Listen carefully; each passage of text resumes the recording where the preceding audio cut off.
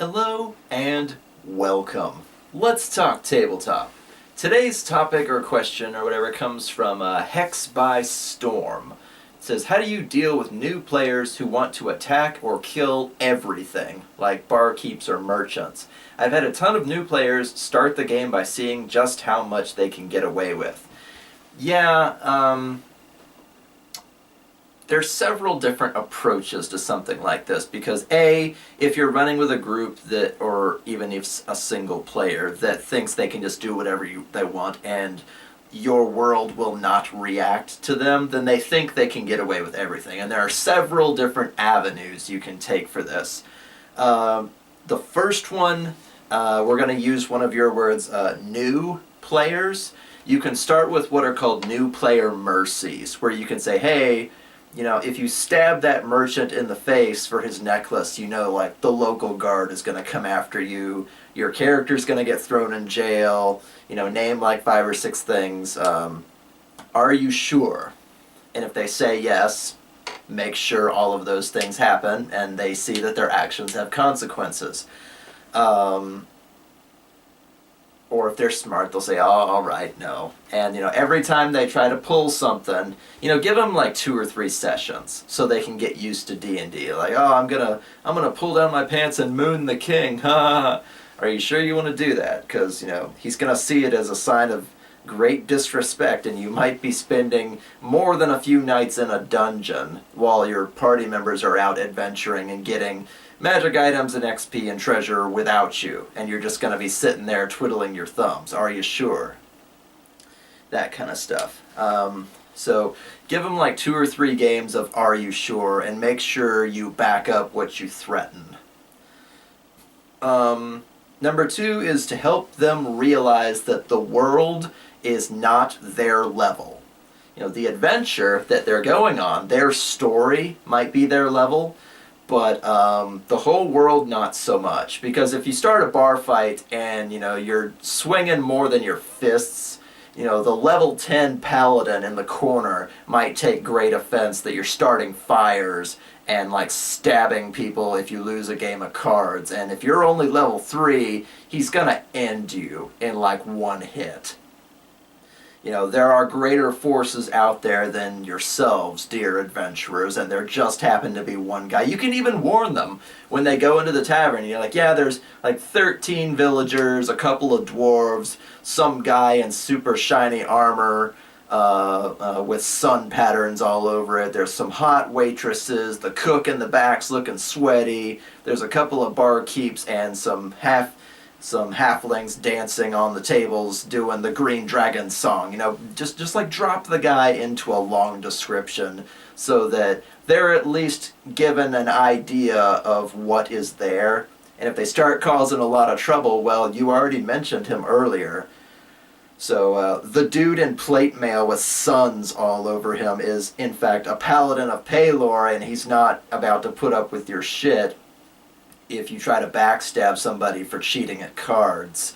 So, you know, I've had to do that a few times. Not enough usually to warrant a D&D story, but sometimes, you know, level 10, level 12 paladins just come out of the woodwork to freaking stop people. Because, hey, it's no different than your adventurers. What's a paladin doing in this freaking tavern in the middle of the night? Well, what's a sorcerer, a rogue, a druid, and a ranger doing in the tavern in the middle of the night?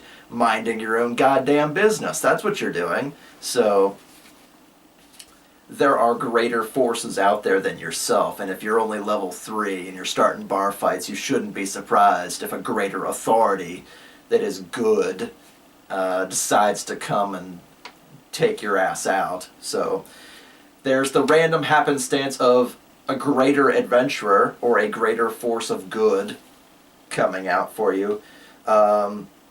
There's also, of course, the age-old philosophy of never rob a magic shop, because if a guy has so much money, or a girl, I guess, let's say girl, if a girl has so much money that she can open a store that sells magic items explicitly, like they're pawing through the books, but it's like the physical location where their character would go to drop money. And, you know, your rogue gets a little bit feisty and decides that, yeah, he's gonna just like go and rob the place so he can steal the items he wants. Magic items are so fucking expensive. Why should I pay all that? You know, it's a wooden building like all the others. I can just pick the lock and go in at like 2 in the morning. They'll never know.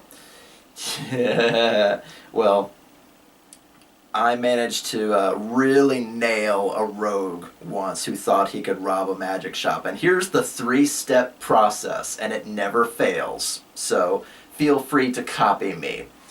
Step 1, you put a red carpet on the floor with shapes and designs and stuff all over it. And it's covered with like all the islands and shelves and things. But what it really is a giant magic circle. And if you step on it after the hours of the store when nobody's there, it is a gigantic hold person spell, maximized by the person that made it, which would be the shopkeeper. And hold person is a really low level spell, but when it's maximized and or cast onto a location and or cast by a very high-end spellcaster, it's nearly impossible to get away. So you are held in place. You can't move anymore. Then the carpet burns because it's a one-time thing. Underneath it is the wooden floorboards, and on those wooden floorboards is a second circle, also a trap, that is called Flesh to Stone. Flesh to Stone is exactly what it sounds like. It turns you into a statue. You turn into stone. It's very difficult. It's a much higher level spell. It's very difficult to resist. Chances are you're going to be turning into a bird bath after that. And thirdly, there's always the decorative statue or statues that are laid in the corners of the shop that act as guardians. Now, what do golems and such all have in common? Well, they can't be backstabbed by roguish sorts because they don't have organs, and they can't be critically hit. So any of your keen fighters or others that do tons and tons of damage by criticals are not going to have luck against them either. So if they don't get held, they'll get turned to stone. If they don't get turned to stone, they'll get crushed by those 2 golems. Or if they get held but not turned to stone, they can still get crushed by those golems. Or if they somehow resist both, the golems will chase them away and or kill them. So, hold person carpet, flesh to stone floor, and then 1 or 2 golem guardians, whether they be shaped like people or gargoyles or whatever it happens to be, something appropriate. And if they're not dead by daylight, they are certainly a bird bath that the shop owner will no doubt turn over to the local authorities, and once you're safely inside a jail cell, then they might turn you back to normal or release you from the hold. If their guardians didn't kill you to begin with, which is just a toss of the coin. So never try to rob a magic shop. It's a great way to teach them that the world has consequences, because again, not everything is on your level. It's not going to be fair. And if somebody is rich enough to open a magic store, and it's going to have defenses, it's going to have traps, it's going to have the alarm spell, the message spell, it's going to have lights that come on, and bars that jump across the windows, the door might disappear from existence. You have no idea. You can trip it and trap it out any way you want, make it completely unfair, and then crush them. Because yeah, they not ought to be doing that. So, next on the list is that murder has consequences. Now, you said specifically, HexByStorm, that they attack and kill everything. Well, even in a medieval society, murder has consequences. And even if you, start a bar fight and you talk with your swords instead of with your fists like you oughta during a bar fight, there's always going to be one survivor. Whether it be the bar wench that ran out through the kitchen at the very start, or the barkeep that jumps out the window, or one of the civilians or peasants that runs away at the first sign of blood, somebody is going to get out a door, somebody's going to get out a window, and run to the nearest guard, or guard station. Now, it might be, 10, 20, 30 rounds, a couple of minutes at least, unless they're right next to a guard station. before a whole big group of dudes shows up with armor and spears or armor and crossbows, whatever the local law enforcement has, to just outnumber your party. Now, let's just say it's a random party of 4. Chances are there's usually an instigator, because I don't normally run into like a whole group of people that just murder, stab, kill everything. Usually it's just one person who wants to cause trouble and see if they can get away with it. It's at that point that you basically have to Pearl Harbor them. Like, this group of 4 assholes came in, this guy, lost at cards and started stabbing people. Arrest him, kill him, put him in a dungeon, or hang him. Heck, there were certain places in medieval societies that if more than one person saw you do what you did, they throw a rope over a tree branch. They don't send you to jail. And you might say, oh, that's not fair. No, it's not fair. But if there's like 13 guards and 4 of you, it doesn't matter. They could all be like level 5 guards. That would be a challenge rating 14 fight. Or, plus the civilians, plus the barkeeper, whoever owns the tavern, would no doubt be trying to restrain whoever it is. And probably all 4 of you. So even if like just the one guy got rowdy enough to murder somebody, the other 3 of you will probably be guilty by association, and only after hours and hours of questioning would you be let go, probably with a fine or some other punishment, while your stab-happy buddy hangs high at dawn. I mean, this is really the point in the game where you have to teach them that this is not Oblivion, this is not Skyrim, where you can shoot a guard in the back and then duck around the corner and you hear, oh, it must have been the wind. No, these fuckers will chase you down. You need to treat it like a real world. If you stab a barkeep, he's gonna scream and thrash and then break a bottle over your head and scream for somebody to go get the guards. This is not an RPG on a computer that doesn't know how to react to a human player. It's human versus human behind the DM screen. So a place that is well protected, well guarded, has police or local authorities, or like I said, a paladin could be seated in the corner who's 10 levels higher than you, that'll just whip your ass up and down, and then the locals will love him and shower him with gold for killing this psychopath who thought he could murder somebody for their fancy necklace or whatever it happened to be. There are points, not just with new players, but with people that are kind of feeling out a new DM. They want to see what they can get away with.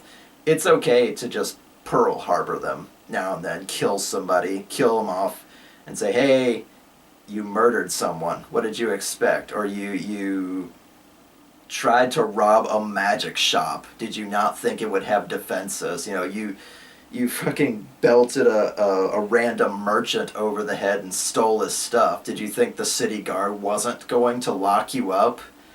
And if you want to go even further than that, just say, hey, you're in jail for the next few years. Roll up a new character. Or, hey, they hung you for your murderous ass. Roll up a new character. Or better yet, say, hey, you're dead. Sorry, you're done. See you next campaign. And I don't know what your group circumstances are, but those are kind of the main two, is that they're either in jail or dead. And that's a circumstance that you have to put down on them to kind of prove that, yes, there are guards, there are police, there are level 10 paladins out there. There are people that can handle themselves better than you on the battlefield, and not all of them are monsters or liches or vampires or stuff. That the world is not your level. Your adventure is your level. So that's the general philosophy that I go with. That warn them a second time, warn them a third time. After that, wanted posters can pop up and adventurers can come after your murderous ass. Or again, a high-level holy warrior can pop out and just waste you in one hit. Or a dozen guys can get a posse together. Hey, that guy you killed was my brother. Now here's me and my father and all my cousins are here, and they can tell the party, hey, you can hand him over to the 13 of us, or we can kill all 4 of you. And though, you might have a fighter, a druid, a ranger, and a murderous rogue, but do you think you can take on 13 guys just by the magic of the action economy. You know, for every 8 of your actions, they get 26 actions. Do you really think you're gonna win? No, we'll trade the rogue and we'll go on. So the rogue will hang high, or I say rogue, but whatever I mean. The rogue will hang high, and the rest of you better beat feet because they're still pissed. So you'd be surprised how often it's only one person and not the whole party. It's usually one guy that kind of instigates and tries to see how far he can poke the dragon before the DM just squishes you. And don't let them take it back either. You can put that in your rule set or something. Like, once you say something, it's done. There's no taking it back. So it's like, I stabbed the merchant. Ha! That'll get him to lower his prices. Alright, well, a passing pair of guards saw this and he flags them down. You're under arrest. Oh, damn. You know, you gotta burn them at least once so they know you've got teeth. And after that, you should be fine. So, HexByStorm, I hope that answers your question. I hope those are some good examples for you to kind of go by. I was really excited to cover this topic because I've done this. I've done this a few times to different people that try to, like, murder the princess to see how on rails the campaign is, or people who think so-and-so is going to betray them, so they want to get the first shot in, and then they wonder why they get arrested and hanged the next day, etc., etc.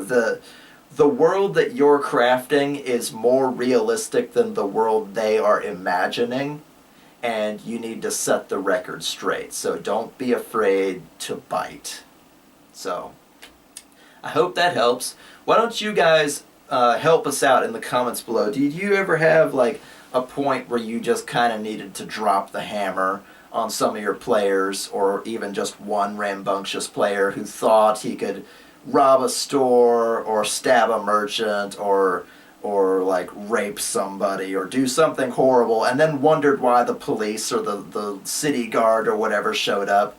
Did you throw a level 14 paladin that just kind of crawled out of the woodwork to take their heads off? You know, what did you do to show the players that, you know, this is a world, it breathes, it has consequences for your stupid, murderous, thieving ass? How did you teach them a lesson to take things a little more seriously when it came to how your campaign was going to go? Put that in the comments below, and let's talk tabletop. So, hit the like button, support us on HexByStorm. I'll put that link in the description below, and if there's any topics you want me to cover, any questions or certain things from the books or whatever, this show runs on the questions that you guys put. I don't pick any of the topics, you do. So, put those in the comments also, and I'll see you guys next time. So until then, keep gaming.